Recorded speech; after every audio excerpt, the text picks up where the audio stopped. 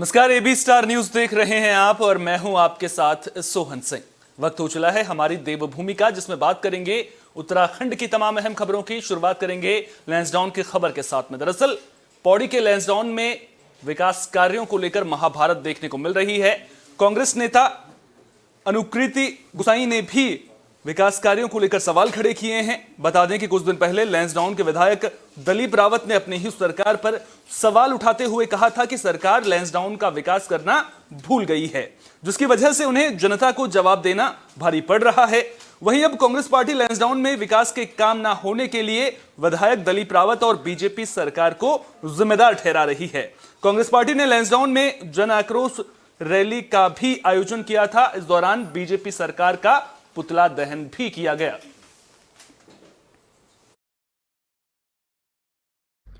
आज ये जो जन आक्रोश रैली लैंसडाउन विधानसभा के अंतर्गत निकाली गई, उसका यही उद्देश्य था कि जिस तरीके से लैंसडाउन विधानसभा की उपेक्षा की जा रही है उत्तराखंड सरकार द्वारा भी और यहाँ के क्षेत्र विधायक द्वारा भी, जो खुद इस बात को कह रहे हैं कि 11 साल के अंतराल में वो कोई विकास का काम लैंसडाउन के अंदर नहीं कराए गए हैं।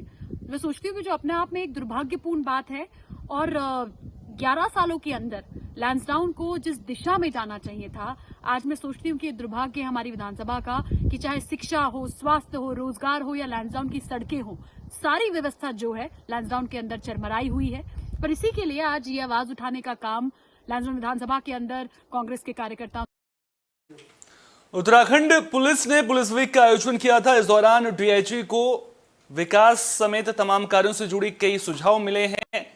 इन सुझावों के जरिए पुलिस व्यवस्था को भी बेहतर करने की दिशा में कोशिश की जा रही है। उत्तराखंड में अब बिना सीसीटीवी कैमरों के होटल, रेस्टोरेंट, बार, पेट्रोल पंप और रिजॉर्ट का लाइसेंस नहीं मिलेगा। उसके अलावा राज्य के सभी पुलिस जवानों को कंप्यूटर की ट्रेनिंग देने के साथ साथ उनके लिए रोडवेज बसों में फ्री पास की व्यवस्था भी की जाएगी। साथ ही फायर स्टेशन के भवनों को मॉडर्न तरीके से तैयार किया जाएगा। दरअसल उत्तराखंड पुलिस वीक के दौरान डीजीपी को कई सुझाव मिले थे। उन्होंने इस पर जल्द कदम उठाने की बात कही है। दरअसल 22 दिसंबर से उत्तराखंड पुलिस वीक का आयोजन किया गया था, जो तमाम सुझावों के साथ खत्म हो गया है।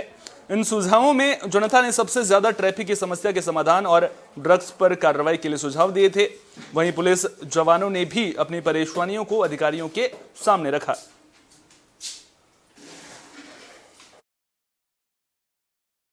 काफ़ी सारी फायर में भी जो कुछ नए फायर स्टेशन और यूनिट बने हैं ना, पिछले सालों में 2-3 सालों में सैंक्शन हुए। पहले हमारे 33 थे, अब 46-47 है। तो उनके भवन बनाएंगे, उनके लिए इक्विपमेंट करेंगे और उसमें भी थोड़ा मॉडर्नाइजेशन का प्रयास हो रहा है। तो वो जो एसडीएम है ना, उसके पास प्रस्ताव गया हुआ है, क्योंकि वो आपदा के लिए भी है फायर। तो उसमें भी हम और मॉडर्न व्हीकल्स और मॉडर्न इक्विपमेंट लाएंगे, मतलब फायर कंट्रोल के लिए। और जो निरंजनी अखाड़े के महामंडलेश्वर और वरिष्ठ संत कैलाशानंद गिरी महाराज ने एक आरोप लगाया है। उन्होंने आरोप लगाया है कि देश में कुछ अराजक तत्व उन्हें और प्रमुख संतों को निशाना बना रहे हैं। कैलाशानंद गिरी ने इस पर चिंता जताई। दरअसल कुछ दिन पहले कैलाशानंद के हरिद्वार के चंडी घाट स्थित आश्रम में एक शख्स ने नाम बदलकर एंट्री कर ली थी। कैलाशानंद गिरी की माने तो वो शख्स आश्रम की रेकी कर रहा था, जिसे प्रयागराज पुलिस ने पकड़ भी लिया। जानकारी मिल रही है कि गिरफ्तार शख्स लगातार अपने बयान बदल रहा है। एक छोटा सा विषय इलाहाबाद से आया है।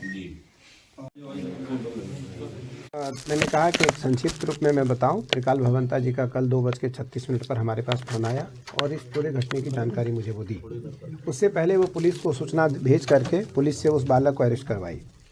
बाद में जब हमने आश्रम में पता करवाया कि वो किसी से कभी मिला है क्या, तो पता चला वो 29 नवंबर को आश्रम में आया है, 5 घंटे रहा है और 4 लोगों से आश्रम में मिला है। आश्रम में उसने अपनी जो आईडी दिया है वो आईडी उसकी गलत है, आईडी में उसका नाम गलत है। उत्तरकाशी के पुरोला में धर्मांतरण के खिलाफ प्रदर्शन देखने को मिल रहा है। नगर व्यापार मंडल ने प्रदर्शन किया, अपनी दुकानें बंद रखी, बाजार बंद का आह्वान किया गया था। प्रदर्शन में हिंदू संगठन और बीजेपी के कार्यकर्ता भी शामिल हुए। दरअसल उत्तराखंड में धर्मांतरण कानून लागू होने के बाद उत्तरकाशी में इससे जुड़ा यह पहला मामला है जिसमें मुकदमा दर्ज किया गया है। हिंदू जागरण मंच के कार्यकर्ताओं के साथ पुरोला व्यापार मंडल के लोगों ने शहर में जुलूस निकालकर आरोपियों की गिरफ्तारी की मांग की। धर्मांतरण का विरोध कर रहे लोग उसके बाद तहसील में पहुंचे और सीएम के नाम ज्ञापन सौंपा। मांग पूरी न होने पर रवाई घाटी में उग्र आंदोलन की चेतावनी भी दी गई है।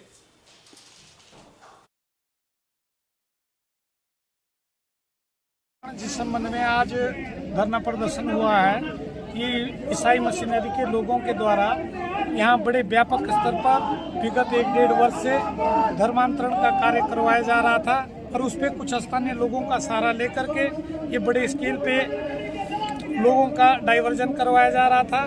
23/12/2022 को जब हमको ये सूचना मिली कि ईसाइयों द्वारा शिवाला में एक नेपाली मूल के व्यक्ति के निवास स्थान पर ऋषिकेश कर्णप्रयाग रेलवे लाइन का काम जोरों पर है और इस रेलवे लाइन के लिए एक सुरंग का निर्माण किया जा रहा है, लेकिन सुरंग निर्माण का काम अटाली गांव के लोगों के लिए परेशानी का सबब बन गया है।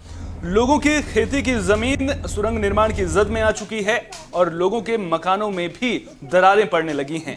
घरों और खेतों में पड़ी दरारें देखकर ग्रामीणों ने नाराजगी जाहिर की है। ग्रामीणों का कहना है कि ये दरारें 3 दिन के भीतर 2 से 2.5 फुट चौड़ी हो चुकी हैं।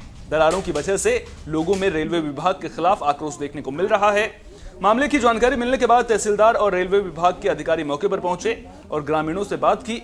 ग्रामीणों ने खेती की जमीन और मकान का 10 गुना मुआवजा, हर घर से एक व्यक्ति को नौकरी और विस्थापित करने की जरूरत पड़ने पर नजदीक व्यासी के पास पूरे गांव को विस्थापित करने की मांग की है।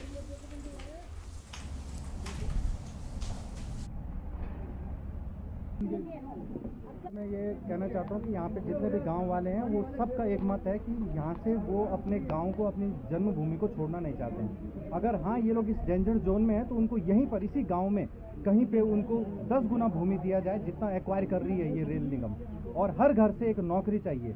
दूसरा, ये लोग जितना भी यहाँ पे घर इनका टूट रहा है वो अगर वो घर भी डेंजर जोन में आ रहे हैं तो वो चाहते हैं कि उस घर का भी उनको कंपनसेशन दिया जाए। अगर हमें यहाँ से जाना ही मतलब विस्थापित ही करना चाहते हैं तो हमें यहाँ से 10 गुना ज़्यादा ज़मीन रेट पे चाहिए, क्योंकि हम गांव के रहने वाले हैं, हम बाजारों में डिपेंड नहीं रहते। सुई से लेकर धागा तक सर हमें अपने पैसों से खरीदना पड़ेगा और हमारा रोजगार भी सर यही है। और एक मांग मेरी और है सर, हमें यहाँ पे एक परिवार से एक नौकरी भी चाहिए।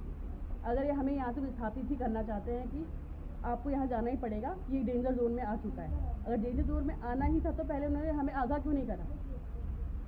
इन लोगों का यदि ये पुनर्वास करें, और इनका कहना है कि पुनर्वास हम दूर नहीं जाएंगे, कारण कि हमारे जो यहाँ इस क्षेत्र से, इस गांव से हमारी यादें जुड़ी हैं, हम अपनी यादें को कैसे भुला सकते हैं। अगर हम पुनर्वास के लिए जाते हैं तो हम कहाँ जाए, कौन से अलग अलग स्थान पर हो जाएंगे। लिहाजा हमारा पुनर्वास हो तो यही हो, और ये हमारी जो जमीन है जो धस गई है, जो टूट गई है, इसका 10 गुना हमें कंपनसेशन दिया जाए और 10 गुनी जमीन उसके एवज में दिया जाए। हम तभी इस बात पे मानेंगे, अन्यथा हम लोग जो हैं यहाँ पे काम रोको आंदोलन शुरू कर देंगे। इन लोगों की चेतावनी है। अब देखते हैं, सरकार से हमारी डिमांड है कि अति शीघ्र इस पर कार्रवाई करें ताकि जनता का भला हो। आज हम लोग अटाली गाँव में आए हैं। हमारे साथ डॉक्टर साहब हैं, निगम विभाग के, उनके द्वारा और मेरे द्वारा, मेरे अधीनस्थ राजस्व निरीक्षक और राजस्व के द्वारा संपूर्ण गाँव का खेतों का भ्रमण कर लिया गया है। तो इसको सर्वे करने के बाद इसकी जो रिपोर्ट तैयार की जाएगी, अग्रिम उचित कार्रवाई की जाएगी। वर्तमान में जो खेतों में दरारें आई हैं उसके संबंध में भूगर्भीय सर्वे हमारे जो स्पेशलिस्ट हैं, जियो टेक्निकल इंजीनियर्स हैं, उनके द्वारा किया जा रहा है।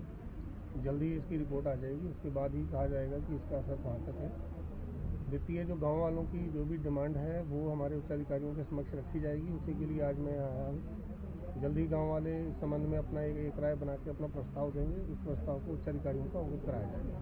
धन्यवाद। ऋषिकेश कर्णप्रयाग रेलवे लाइन का निर्माण युद्ध स्तर पर जारी है और इस वक्त मैं मौजूद हूँ अटाली ग्राम पंचायत में। यहाँ ब्यासी के पास ये गांव है, इसके ठीक नीचे से जो है टनल, रेलवे टनल बन रही है और लोगों के यहाँ पर जो खेत खलियान है उसमें दरारें पड़ गई हैं, मकानों पर दरारें पड़ गई हैं। इसको लेकर लोगों में दहशत है और आज यहाँ पर स्थानीय प्रशासन सहित रेलवे विकास निगम और भूगर्भ वेता यहाँ पर पहुँचे थे और यहाँ पर लोगों के साथ उनकी बैठक हुई है और लोगों की ये डिमांड है कि हमारी भूमि का, हमारे मकान का हमको 10 गुना मुआवजा दिया जाए या अन्यथा हमको मन वापिस जगह पर जो है विस्थापित किया जाए। अगर सरकार हमारी इस मांग को नहीं मानती तो हम सड़कों पर उतरेंगे, आंदोलन करेंगे। अब देख उधम सिंह नगर पुलिस को बड़ी कामयाबी मिली है। पुलिस ने सट्टेबाजों के गिरोह का खुलासा कर दिया है। 9 लोगों को गिरफ्तार किया गया है जिनके पास से हजारों की नकदी बरामद की गई है।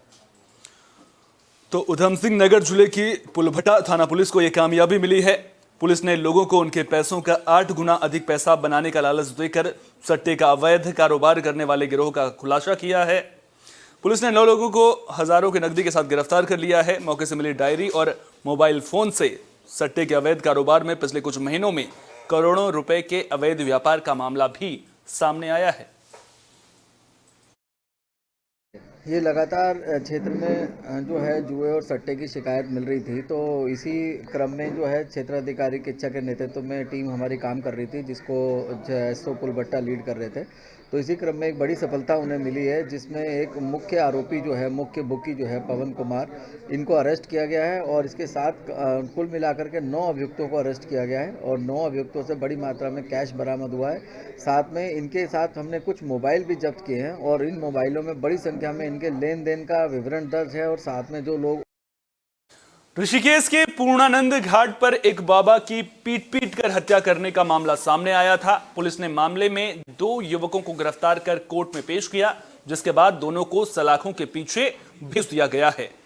मुनि की रेती थाना पुलिस से मिली जानकारी के मुताबिक 22 दिसंबर को एक बाबा को अस्पताल में भर्ती किया गया था, जहां डॉक्टर्स ने बाबा को मृत घोषित कर दिया था। मामले की जानकारी मिलने के बाद पुलिस की टीम मौके पर पहुंचकर शव को पोस्टमार्टम के लिए पुलिस की ओर से भेजा गया। बाबा के शरीर पर जख्मों के निशान थे। मामले की जांच पड़ताल के दौरान पुलिस को पता चला कि मृतक पूर्णानंद घाट पर कबाड़ बीनने का काम करता था और लोग उसे कबाड़ बाबा कहकर बुलाते थे। 22 दिसंबर की रात को 2 युवकों ने बाबा को स्टील की रॉड से पीट कर मार डाला था, जिन्हें पुलिस ने अब गिरफ्तार कर लिया है।